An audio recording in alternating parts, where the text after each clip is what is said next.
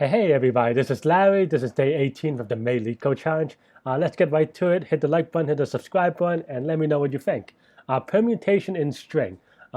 Given two strings S1 and S2, write a function and return true if S2 contains the permutation of S1.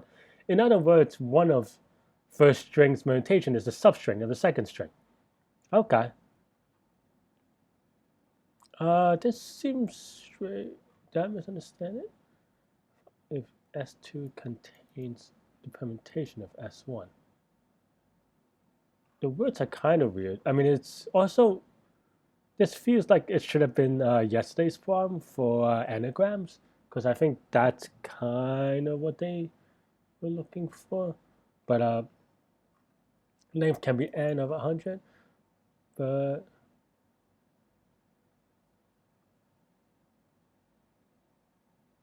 yeah. Okay, maybe I'm actually. Oh, I see. So it has to be. It's not the permutation of both words. It's just, yeah, the permutation of the first string's permutation is the substring of the second. Yeah. So I think my, I mean, I think this is pretty okay. I think my confusion about this problem is that it seems like it is the same as the problem we did yesterday. Just find the link below somewhere. Define all anagrams in a string, because that's essentially what this problem wants. I think the constraints are 10,000, so that's also pretty straightforward. I mean, yeah, and I think this is a very straightforward problem. I think my confusion is mostly that this was a very similar problem that we just did. So, but yeah, but the idea here is again, if you watched yesterday's, then you probably have video, then you probably have no trouble doing this, which is that you can do it with a sliding window, and I would have a delta array, and yeah, and I think I could explain this a little bit better because I think yesterday I got some questions about it. So maybe this is a good opportunity. But let's say you have two strings A, B, or this and this string. The idea is that, look at the first two, look at the second two, look at the third pair, and so forth, right? So these are the strings that you're comparing against. And the idea is that, well, the delta, the difference between, I keep using delta, but yeah, you check to see if these are AB. No, okay, fine. Is this AB? No, okay, fine. Go on, so forth, right? So that's the brute force way of doing it. That's going to be O of n times m, where n is the number of characters in S2 and m is the number of characters in S2, S1. So that's a little bit too slow, especially for 10,000, right? 10,000 squared is going to be way too slow. That's like 100 million or something, right? So what you can take advantage of it is that looking at this, just looking at this first three letters, for example, you can see that here and here, the overlaps are, well, okay, let me just actually do a bigger, longer string so that the overlaps are more clear, because there's only one overlap, it's a little, but yeah, but now that the two characters overlap when you move from left, from one character to another character, from the EID to the IDB, notice that the only difference is that you add in a B and you subtract the E, right? So that using that, now you can check to see if all the characters that are in that segment are in S1. And yeah, and we can do that again pretty much with the algorithm that we had yesterday. So I think you could, yeah, so I'm going to try to do it again, just I guess as practice, but if you want to, you can also watch yesterday's thing, but it's essentially just a sliding window again, and I will just code that up now.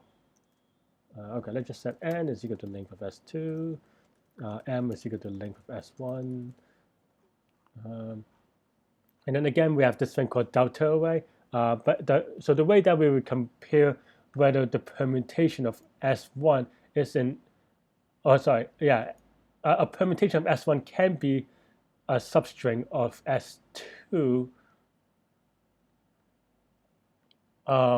It just means that, and which is, I'm trying to use the language of yesterday, which is that an anagram of S1 is equal to S2, which is why we have the same algorithm that we can use yesterday, which, we can have something like, and I think I did it a different way yesterday. Today, I'm going to be trying to be a little bit more tutorial as a result.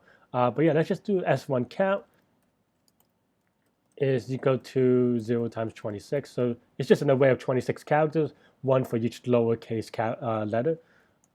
S2 count is equal times 26. And then now we just do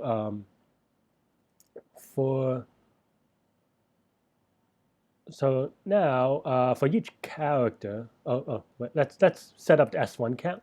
So for character in S1, S2 count of in Python, we convert this character to its ASCII value, and then we minus it from the ASCII value of A to index it from 0 to 25 inclusive. And here we just increment by 1, right? Sorry, S1 count. And then now we do it again for S2, but now we want to keep track of the index as well. Oops. Same thing that we did yesterday. And then now we could do S2 of count, same thing, we convert it and then we increment, because now we're adding S2 of index into the count array.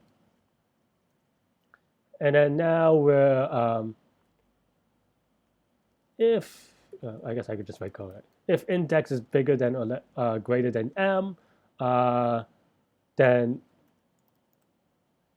oops, and then we remove S2 of index minus m from the array.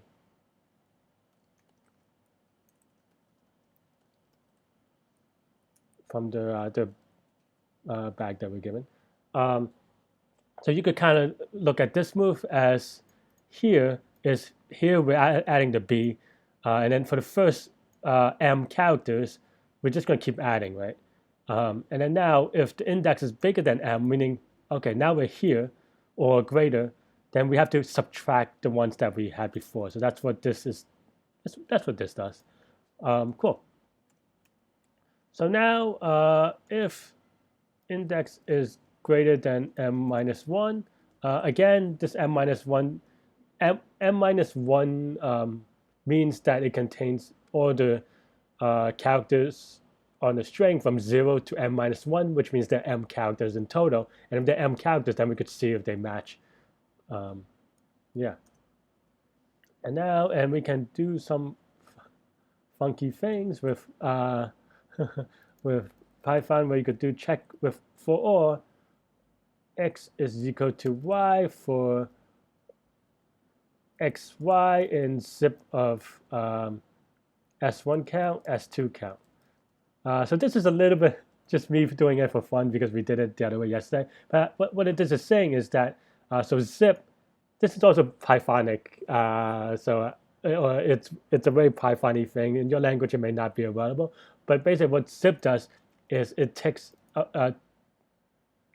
two arrays or two enumerators or iterators, and it goes for one by one and give it to you next to each other in a tuple.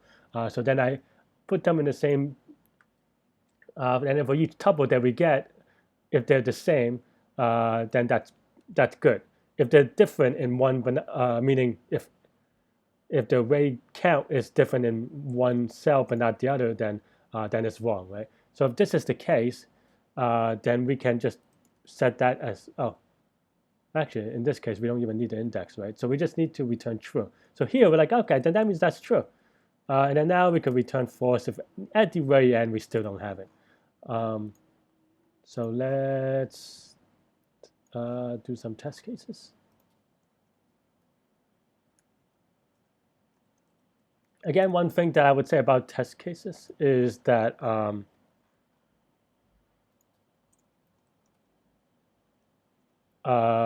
there are a couple of things to look out for. The thing with true-false answers is that sometimes you get confident in something that you shouldn't be confident about because you're like, oh, look, I passed all the tests. But what are the odds that you're passing the test, right? I mean, I know that it's not a uniformly or distributed randomness, but it's still like, okay, that doesn't give me enough confidence as well.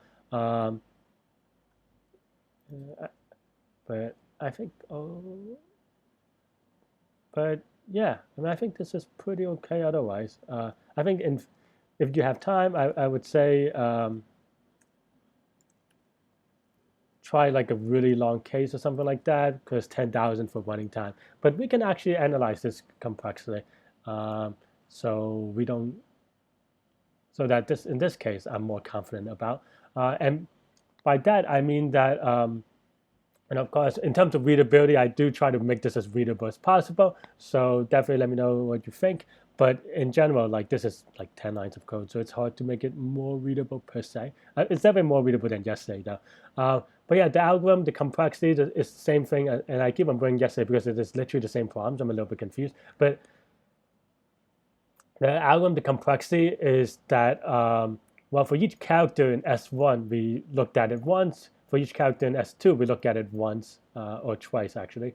One for adding and one for removing. And then for every loop, for every character in S2, we do this check. And this check costs us 26 times. So this is O of n. But this only works because we have a fixed sized alphabet. And what that means is that the alphabet is 26 characters and is always 26. And in some cases, you should analyze this alpha times n, because alpha is the size of the alphabet. Um, and so then the whole complexity in terms of space is just O of alpha, because these are the only memory we allocate. But in terms of running time, it is O of alpha times n. Which in this case is 26, but you can imagine, for example, instead of using lowercase letters, you just have items, right?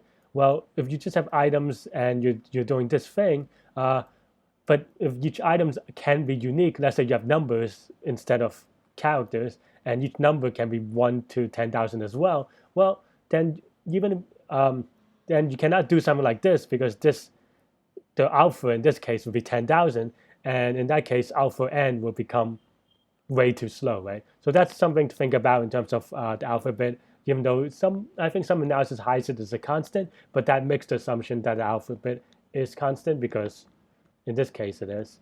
Yeah, again, because this is, yeah, similar problem. So I hope you enjoyed it. I hope yesterday's problem was good too. So definitely practice this and practice that one. Uh, this one cannot be forced as 10,000, so you have to be a little bit smarter. And it's good practice anyway, so I definitely urge it. It comes up on interviews, it comes up in competitive programming. I think it was yesterday's, or something similar, was yesterday's code force problem, for example. But yeah, anyway, that's all I have for today. Thanks for watching, and I will see you later. Bye-bye.